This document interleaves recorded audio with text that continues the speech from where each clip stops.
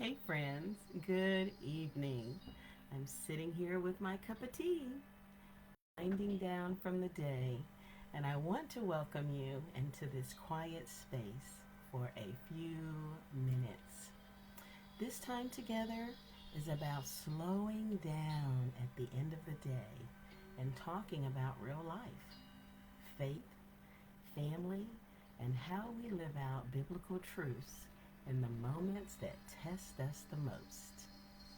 Tonight, conversation is one that we all face at one point or another in our life: anger, and how self control shows up when emotions run high. So, wherever you're joining me from tonight, whether your day went smoothly or you felt especially heavy, this is a place to exhale, reflect, and reset. I'm glad you're here with me. Tonight, we're going to continue our conversation about the fruits of the Spirit, where we're talking about self control, especially when we're angry. Anger is a real emotion.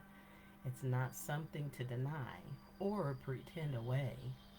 But how we respond to anger, especially in close relationships, it matters deeply. Anger often shows up when something feels unfair or something you might feel threatened. You might feel overwhelmed. It can surface really quickly, sometimes before you even realize it, and that feeling pops up. Anger itself, it's not the problem. It's what we do that shapes our relationship and our character. Unchecked anger tends to speak quickly. It raises its voice, it rushes to react, but self control invites us to slow the moment down. And biblical self control is not about suppressing the emotion, it's about choosing wisdom over impulse. It's strength under restraint, allowing God's Spirit to guide our response instead of letting that emotion take the lead. One of the most powerful expressions of self control is the pause. A brief moment, right when you're feeling anger, right before you respond, pause. The pause doesn't erase the feeling, but it creates space for choice. Self control, it looks like taking a deep breath before speaking. It looks like stepping away instead of escalating. It looks like saying, I need a moment, instead of saying something that you cannot take back. The pause, it protects relationships. It keeps words from becoming weapons. It keeps moments from turning into regrets. And often, it keeps us aligned with who we really are and who we really want to be, not just how we feel. Self control, it also teaches us how to recognize patterns.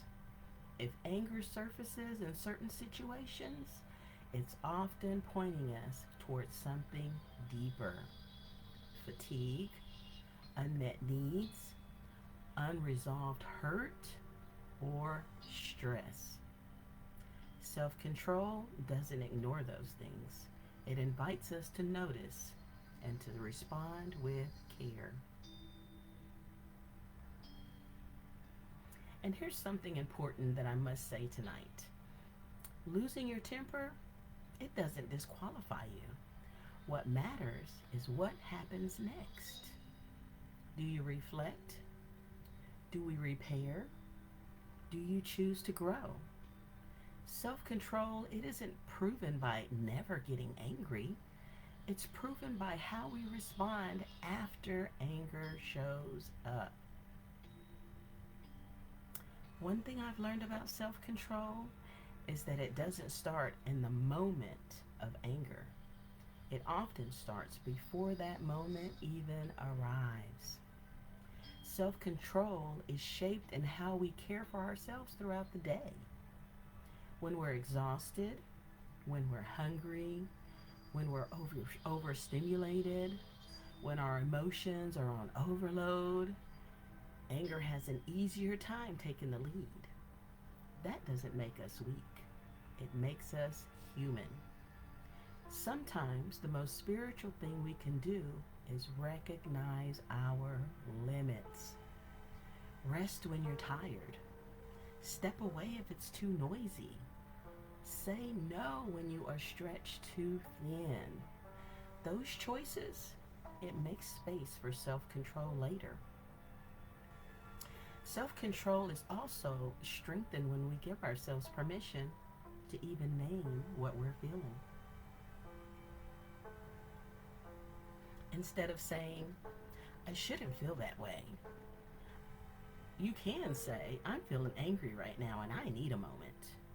Naming that emotion, it reduces the power that control has over us. And here's something important to remember. Self control, it grows over time. It's a fruit. That means it develops slowly. It develops with practice. It develops with patience. It develops with grace.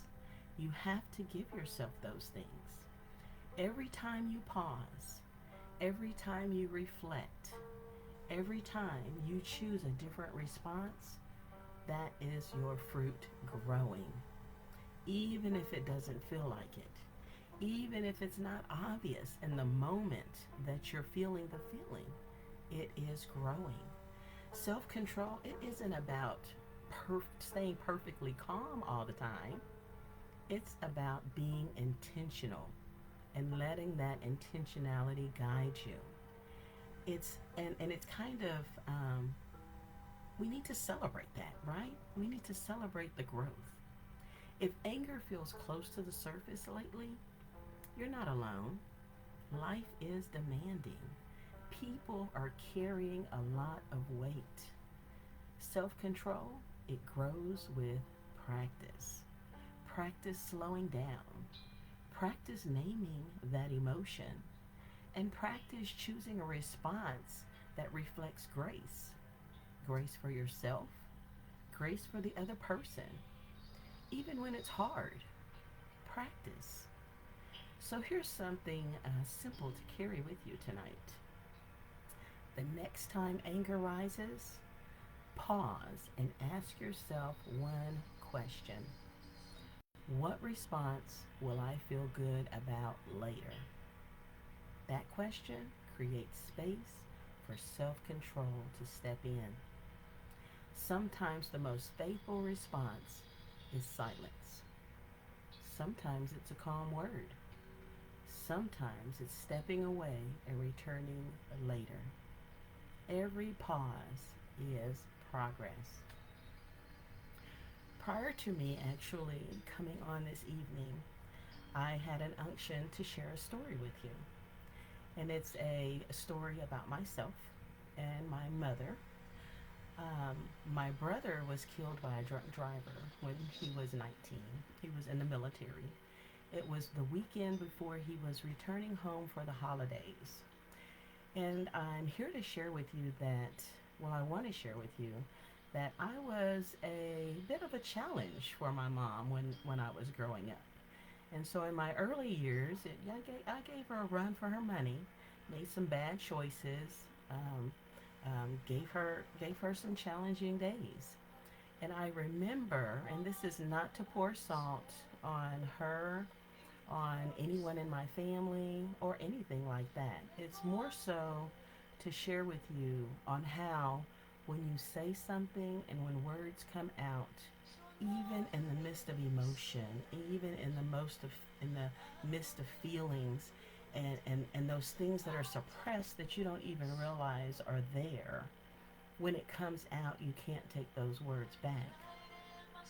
And I remember um, We were when the gentleman came to the door to share with my mom about the passing of my brother.